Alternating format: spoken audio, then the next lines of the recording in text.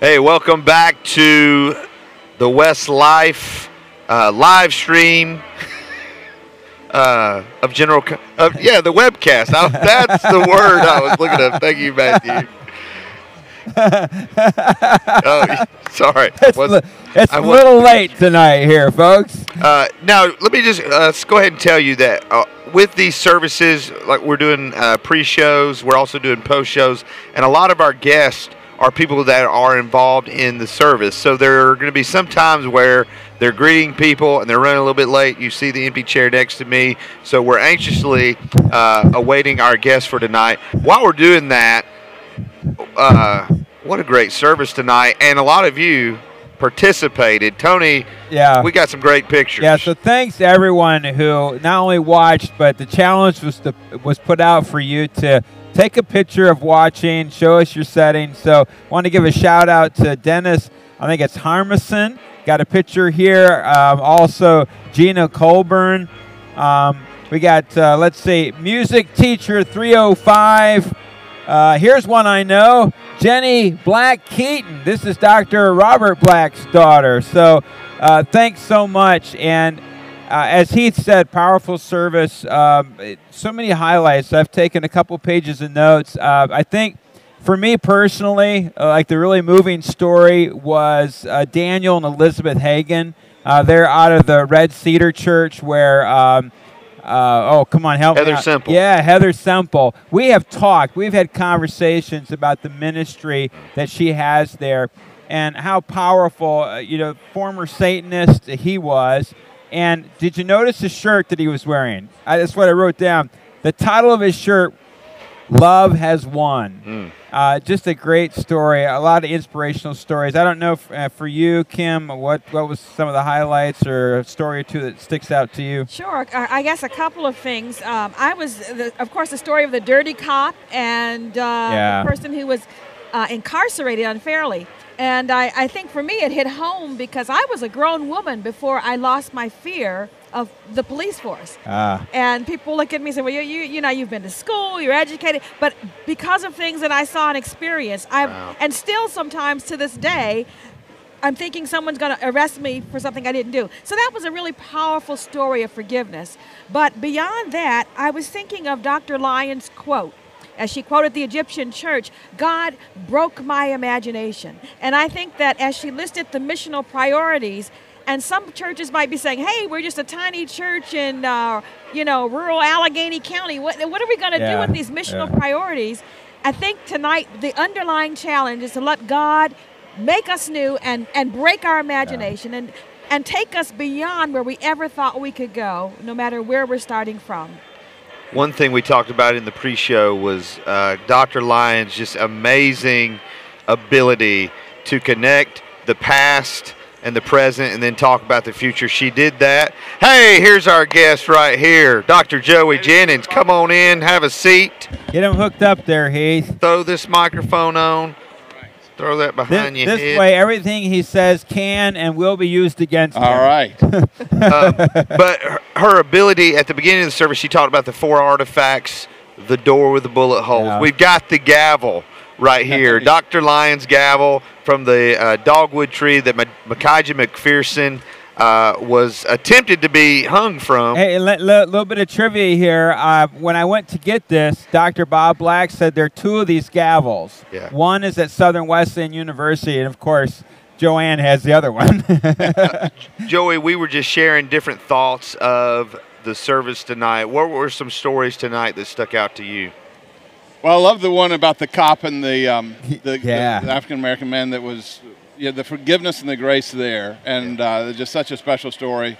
I know Bill and Kim Lawson, and so that night after the healing that Kim experienced, she came up to me, and it was just, I remember that night vividly because I was there, and she was just amazed and in tears and wasn't expecting it. That was not something she had been praying for, and but God did that. And I've seen her. She just continues to be healthy. She's lost weight. She's just been much more fit and active. Wow. And it's exciting to see. They're a couple in our district, and it's just exciting to see. So those are 2 stories that stood out, but it was an amazing night. So you mentioned your district. You did the welcome tonight. What's it like no pressure or anything. What's it like for your district to host an event like this? It's fun, yeah. We're there's not a lot of official stuff, but a lot of little things that we're doing. We're sort of providing the hospitality.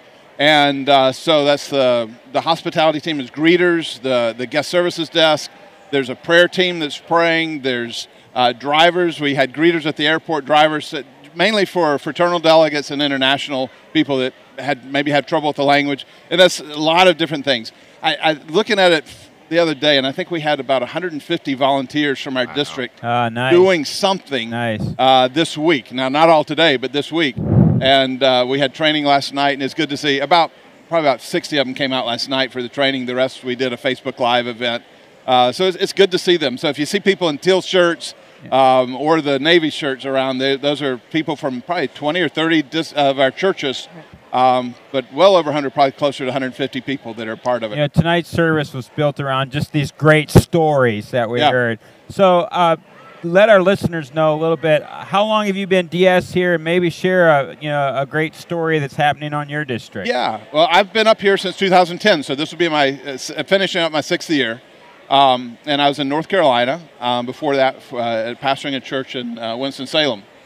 It's exciting to see God moving. One of the things with the urban advocacy, or urban urgency was their term, we've seen that in the city of Buffalo.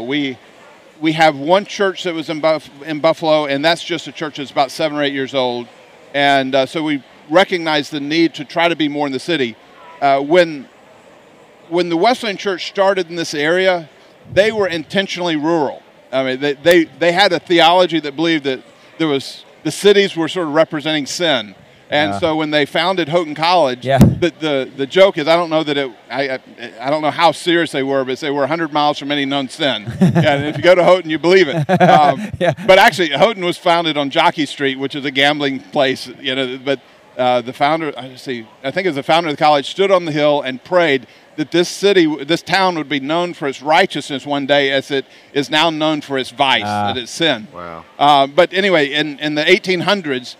This was a very rural district, and the church sort of prided itself in being away from some of the vices of the city. And so we recognize the need to be in the city. And so one of the intentional things we've done is send Steve and Ruth Strand to be district missionaries, in a sense, into the city and to work with refugees, work with cross-cultural ministries to try to introduce us. Actually, introduce not a strong word, because we've had a presence there. Chuck and Clayton Massey, Cap and Barb Farrow have been very active in the city, but to try to get more churches to partner with inner city churches. Kim's been doing a lot of work through the network with Houghton College and some of the African American pastors. PCMP was the former program. It's a great ministry that Houghton College had, but they ended that probably 10 years ago. And so we're trying to start that back up in a form and try to get involved in the city. A lot of it's through partnerships, partnering with non-Wesleyan churches. So Vineyard, Free Methodist, Salvation Army, independent churches. The Chapel's a large church in our area that's also very much a partner with us in this. Yeah. So. This is actually my district superintendent. Yes. And so how do you think an event like this will kind of impact our churches here in Western New York, being the host district? What are your hopes for that? I was praying about that as I was working on the welcome, because I ended by saying, I pray that you also will make an impact on the city. I want the city to show the love. But when, 2,000 or 3,000 Wesleyans gather in the city of Buffalo for a week, that we would make differences in the city, that we would share Christ. There was one of our tellers was eating dinner at a restaurant tonight and had on the shirt, Made New, either Made New or the Dove, and this guy came up and asked her about it. And so she got to talk about the Wesleyan Church, and she was at a conference. Turns out this is a Muslim guy, and he was just interested. A Christian conference at the convention center, and he said, "Can I come?" And I don't know if he's come or not. And so, but just stories where we're in restaurants, we're through the city, and we're sharing Christ. We are being the body of Christ wherever we are. So that's one impact that I hope that in years to come we'll hear people say, "I remember talking to someone at a general conference." Others just to get our churches, and a lot of them were here tonight. I've seen people from a lot of our churches, just to see the big picture of what the Wesleyan Church is, and our passion for holiness, our passion for these 7 missional priorities, our passion for just reaching this world for Jesus Christ, that it would re-energize our churches as well. Hey, let me piggyback something real quick off what you just said. We had an experience yesterday with one of the workers here at the convention center, and he talked to us about how great it's been to work with our denomination. And he said, we get all kind of conventions in, and he said, I want to be politically correct. Let me just say, this has been a great group of people to work with. So an impact like that, and where the Wesleyan Church is tied to it, it's a good thing. Yeah, people just interacting with Buffalonians daily, and we're looking to plant churches in the city. We have a new church at Anchor Church. The churches on the sort of the ring around the city, with Zion Quest being one of them, that if people are looking to go to church, maybe some people find Christ this week. That we'd like to connect you with that. Yeah, good. So, Joey, you talked about last night, we saw you with the volunteers, but as a district superintendent, in the pre-show, we talked about just the business of what we're doing here. And as a district superintendent, how do you prepare your delegates? A lot of people are first-time delegates. How do you prepare them for what they're about to experience? So, because I know a lot of times people have this misconception of, oh my goodness, this is going to be the most boring thing ever. But how do you prepare people for just really the revival that can come from an experience like this? Well, it's probably two ways. I mean, the spiritual impact of this is one thing that probably you can't prepare them for. You just hope they come expectant of something. Right. As far as the legislation or the business part of this, we try to talk it through, and we actually had 2 sessions. We meet monthly with our pastors, the leadership development, and we meet. And the meeting in April, we decided we'd spend about an hour and a half talking about the membership proposal. Oh, yeah. And just getting feedback. And we invited our delegates to come, and there's about 50 pastors that were sitting around talking about it, and the delegates interacting with them. So they've thought through this from different perspectives. So we lay people and pastors. And then in our May one, we spent a little over an hour talking about, you can't deal with all of them in that time, but some of the select memorials that we'll be voting on Monday and Tuesday. And so that was the way in which we did that. And we did that 4 years ago as well, just sort of to let the pastors interact. Even when we talked about the election, we just said, what do you know about the nominees for general superintendent? And how do you impact that? And so we were talking, I think Wayne Schmidt is known a lot more in the eastern part, but a few people are talking about Isaac. And it's an interesting story. They said, I've heard that Isaac has this big district, has all like 5 or 6 states and Alaska. And then someone else said, yeah, I heard he had a plane.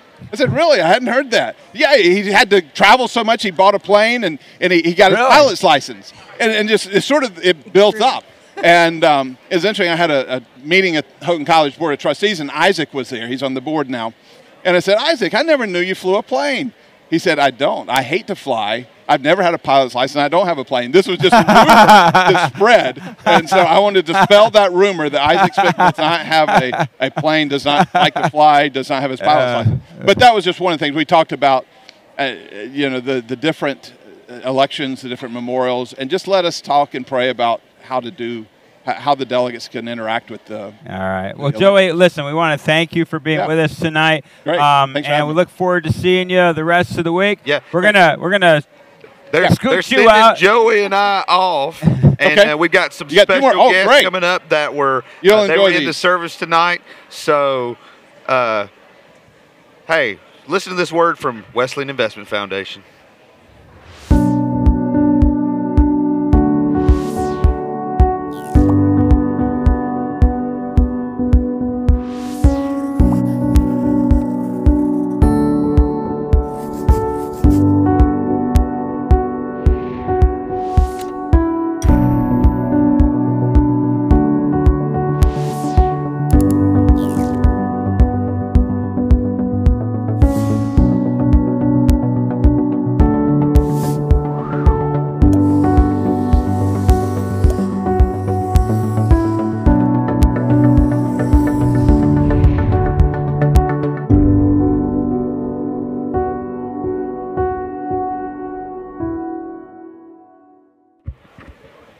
All right. So listen, just a special treat tonight. I have to tell you that 2 or 3 weeks ago, I'm watching the CBS Evening News, and I see this great story about 2 guys who were reconciled. And tonight we have them with us. They were in the service. They told their story. We have Andrew right here. Howdy. And Jamel. And so some of you are watching tonight. Hello. If you're joining us and you didn't watch, let's do our best to just try to give them the really condensed short version of your story. So, Andrew, I guess we'll just throw it to you, and then Jamel can jump right in. Yeah, so the story starts in 2005. I was in the beginning of my long 5-year career as a police officer, which most of it was as a dirty cop. So I ended up arresting Jamel illegally for possession of crack with intent to deliver. I found some crack cocaine and didn't know if he had anything to do with it. But by the end of the day, he was on his way to prison for 10 years. Once it went to trial and everything, 10 years is what he was looking at, because I lied. I lied about the circumstances. So he ended up going to prison. I forgot about him. I mean, that's how arrogant I was as a person. And I ended up getting caught myself with crack, heroin, and marijuana, and I ended up in federal prison as well. God did a work in my life. I had 8 months between getting caught and being indicted.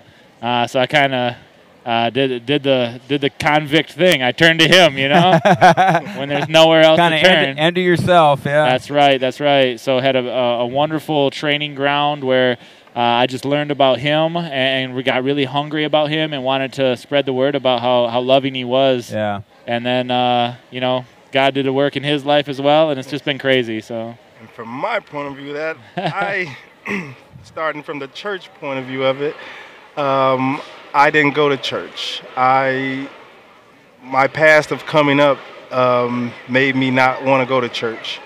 I didn't go. When somebody said church, I was going the other way. But in that time, God really got on me. Like, hey, dude, what are you doing? Like, you need to do something better. We got something better for you if you choose to accept it. That's what I got out of it. And sitting in there, I was going through a lot, you know, and I felt like I had lost everything. So losing anything else was nothing. You know, I was like, forget it. So I was getting in trouble, fighting, being very angry, unapproachable. I wasn't the person you want to talk to. Yeah. But God worked that out. He took the anger and the frustration out of me, because what I was holding onto with him, the anger for him, I was lashing out on everybody else. Oh, good. So God worked that situation out, took it from me. I prayed about it, and ended up the next week being released, you know. So when that part right there alone is enough for me to know, hey, it's his way. It's his way. Until we as individuals decide to drop the bag on our own, he can't come in and fix, you know what I'm saying? He can't come in and fix what's hurt, what's broken. He can't do it, you know, unless we give it to him. Yeah, when I saw this on CBS Evening News, and I don't want to take anything away from your story at all, but it's one thing to tell someone you're sorry, but your side of it is so powerful. Yeah. I mean, how did you come to the point where you were able to forgive, especially when 4 years were just taken from you? What was God doing inside of you? How did you come to that point where you actually forgave him, and now here you guys are as friends? Yeah, yes, that is very true. I was sitting in my cell one day, and I was going through a lot already, and I just kept like, why am I here? What is going on? Like, I'm here for nothing. But it was a Bible on my table, and I grabbed a Bible, and I just started reading it until I wasn't reading it no more. And it was just in Genesis. So I didn't get far before I was in my own thoughts, and God was working with me. Like the song that's playing that you just can't get out of your head, and that's all I heard was him saying, let it go, let it go, let it go. And all the scriptures and the Bible stuff that I knew from being made to go to church for my upbringing was all coming back to me. Okay. Like, let it go. Let it go. Then at that point, I knew it was just God trying to connect, get to me. You know what I'm saying? So that, and then I knew then that that's why I was probably being set aside, so he could reach me, because that probably was my only point of God being able to reach me. Wow. So through that 4 years was his time to get into me, into this, into my heart. Amen. Because before that it was hardened. You couldn't get here. So when that situation came, and it was clear to me that, hey, he forgave us. Yeah, that's good. Yeah. So after that, it was like, hey, it's easy after that. Yeah. If this man can do it, he forgave me for all the wrong that I did before I even did it.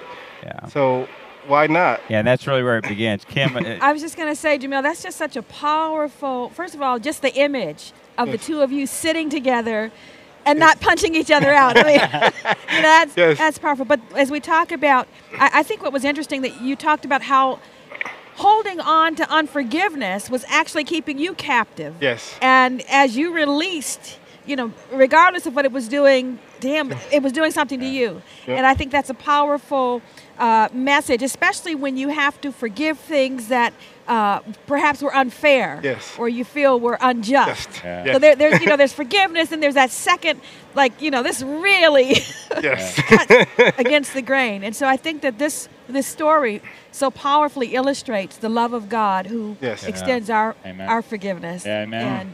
And we see things as, for me to apologize to Jamel doesn't have to accept it. Apologies only take one side. Yeah. And Jamel could sit and say, I forgive him because I know it's eating me up and I don't want to live that life anymore. Mm-hmm. And I don't even have to apologize. So that only takes one person. But true reconciliation takes two parts. Nice. Yeah. It takes an apology, and it takes forgiveness, and it takes us getting in together and doing some messy stuff together, doing some things that hurt.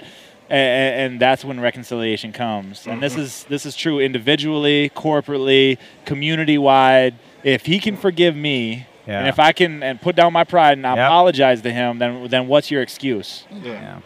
So. Well, listen, thanks so much for taking time out. Keep telling this story. And I can't tell you guys how when I first saw that story, I thought it was so awesome. And then to find out there was a Wesleyan connection.